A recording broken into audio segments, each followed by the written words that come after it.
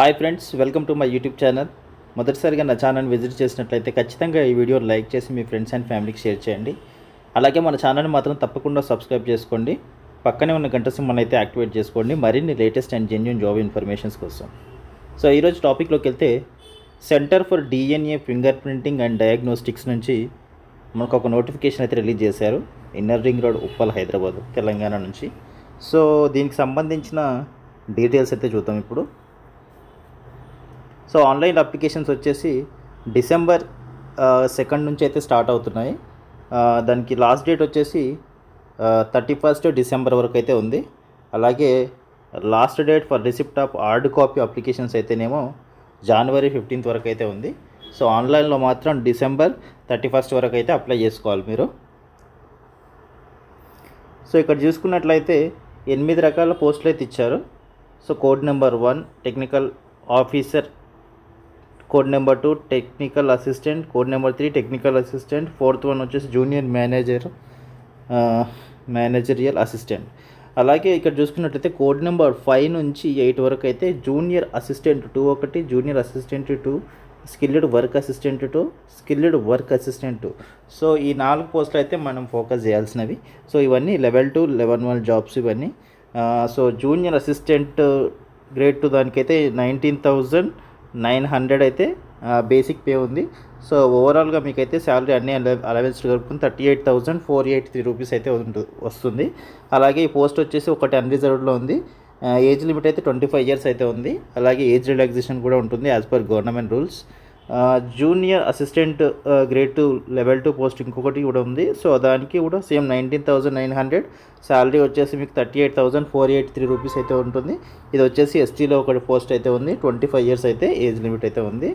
అలాగే same age relaxation అందరికీ ఉంటుంది. Skilled work assistant level 1 post వచ్చేసి 18,000 శాలరీ ఉంది. దీనికి వచ్చేసి 35,006 రూపీస్ అయితే మీకు ఓవరాల్గా మంత్లీ శాలరీ వస్తుంది. అన్రిజర్వ్డ్లో ఒక పోస్ట్ అయితే ఉంది. 25 ఇయర్స్ ఏజ్ లిమిట్ ఉంది. అలాగే skilled work assistant level 1 post 18,000 salary ఉంది. 35,006 రూపీస్ అయితే అన్ని అలవెన్స్లు కలుపుకొని మీకు పర్ మంత్ శాలరీ వస్తుంది. ఎస్టీలో ఒక పోస్ట్ అయితే ఉంది.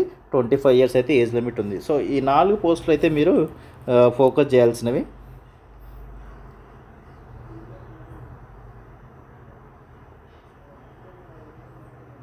సో జూనియర్ అసిస్టెంట్ 2 వచ్చేసి level 2.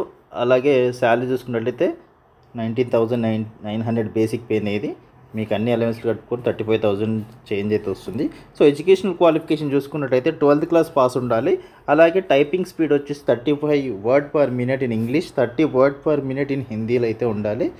Desirable experience, so working knowledge in general financial rules and central government accounting rules కానీ, proficiency in MS Office accounting packages etcetera. So ఈ ఎక్స్పీరియన్స్ ఉంటే మీకు ఇంకా యాడెడ్ అడ్వాంటేజ్ అవుతుంది.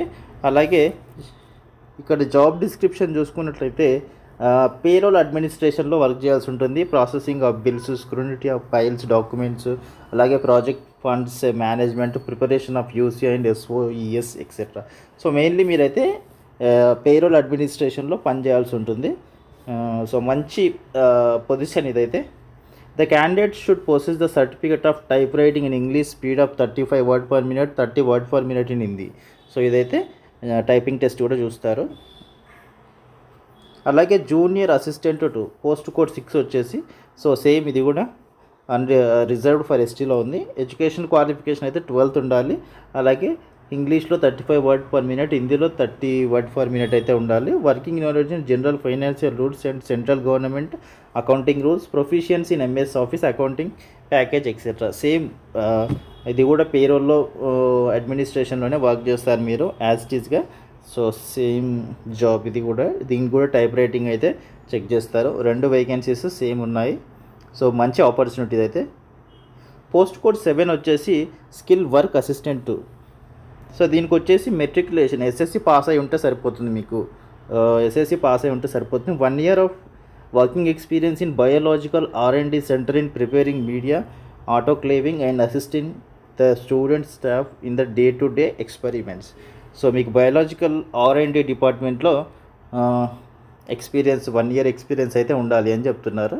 సో జాబ్ డిస్క్రిప్షన్ చూసుకున్నట్లయితే to assist the scientist in regular laboratory tasks including preparation of media solutions, cleaning, washing of glassware and plastic ware, autoclaving, handling chemicals, maintenance of equipment, stock taking of consumable etcetera. So మీకు ఇది వచ్చేసి ల్యాబ్లో ఉంటుంది మీకు job. So సైంటిస్ట్లో దగ్గర ఉంటుంది.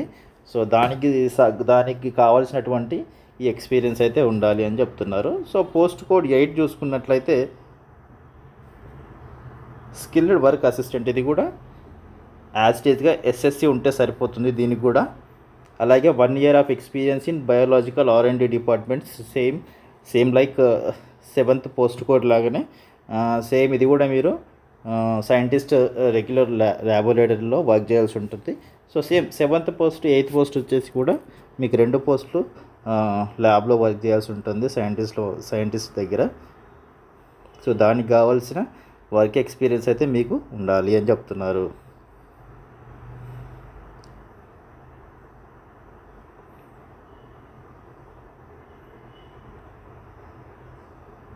So ఇక్కడ ఇంకా చూసుకున్నట్లయితే డీటెయిల్స్ అయితే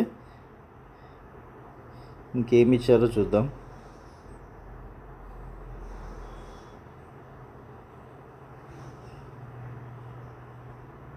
సో ఇక్కడ ఏజ్ లిమిట్ అయితే ఇచ్చారు, age limit and relaxation. So upper age limit is relaxable up to 5 years for the regular employees working in government డిపార్ట్మెంట్లో వర్క్ చేసే ఎంప్లాయీస్ ఎవరైనా అప్లై చేస్తే వాళ్ళకి మాత్రం 5 years అయితే ఏజ్ రిలాక్సేషన్ ఉంటుంది. సో 25 years ఉంటే ప్లస్ 30 years వరకు వాళ్ళు అప్లై చేసుకోవచ్చు. అలాగే 5 years ఫర్ SC/ST వాళ్ళకి, 3 years ఫర్ OBC క్యాండిడేట్స్కి. So as per government rule వాళ్ళకు కూడా ఏజ్ రిలాక్సేషన్ అనేది 5 years అండ్ 3 years అయితే ఉంది. సో మోడ్ ఆఫ్ సెలెక్షన్ వచ్చేసి ఎలా ఉంటుందంటే, selection shall be made on the basis of return exam test as per DOPT guideline. So మెయిన్గా వచ్చేసి మీకు రిటర్న్ ఎగ్జామినేషన్లో వచ్చిన మెరిట్ బేస్ చేసుకొని మిమ్మల్ని అయితే సెలెక్ట్ చేస్తారు. అలాగే స్కిల్ టెస్ట్ ఉంటుంది, practical test, trade test, so అని ఏదో ఒక టెస్ట్ అయితే మీకు ఉంటుంది. ఓన్లీ క్వాలిఫైయింగ్ నేచర్, దాంట్లో మీరు క్వాలిఫై అయితే సరిపోతుంది. For example type writing test ఉంటుంది, సో దాంట్లో మీరు క్వాలిఫై అయితే సరిపోతుంది. Note the scheme of return test, syllabus etcetera will be hosted on the CDFD website. So మీకు రిటర్న్ టెస్ట్కి సంబంధించిన కానీ ఎగ్జామ్ సిలబస్కి సంబంధించిన కానీ ఇన్ఫర్మేషన్ అంతా కూడా CDFD వెబ్సైట్ అనేది ఉంది. సో ఆ వెబ్సైట్లో information of the candidates in due course of time. So దాంట్లో మీకైతే సిలబస్ కానీ రిటర్న్ టెస్ట్కి సంబంధించినటువంటి సిలబస్ కానీ అలాగే ఇంకా ఓల్ ఇన్ఫర్మేషన్ అయితే మీకైతే ఆ వెబ్సైట్లో అయితే దొరుకుతుంది. కావాలంటే మీరు దాంట్లో చూసుకోవచ్చు.